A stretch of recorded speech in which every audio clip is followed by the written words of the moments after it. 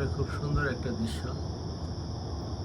পূর্ব দিগন্তে আপনারা চাঁদ দেখতে পাচ্ছেন এবং চাঁদের পাশাপাশি শুক্র গ্রহটাকে দেখা যাচ্ছে। অর্থাৎ শুক্রটার রোটেশনে, অর্থাৎ চাঁদ যে রোটেশন, এটা শুক্রের কাছাকাছি এসে দেখা যাচ্ছে আর কি, কাছাকাছি। আসলে তো এক একটা এক এক জায়গায় আছে,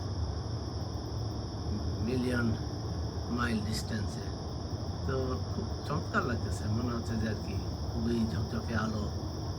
হ্যাঁ, তো এইটাই আর কি, সবাইকে এরকম দৃশ্য সাধারণত দেখা যায় না, একটার উপর আরেকটা মনে হচ্ছে আর কি পড়ে আছে।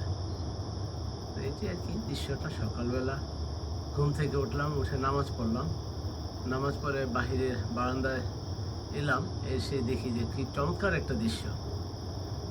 হ্যাঁ, শুক্র তার অবস্থানই আছে, কিন্তু চাঁদটা তার রোটেশন অনুযায়ী খুব কাছাকাছি মনে হচ্ছে, আসলে খুবই দূরে আছে।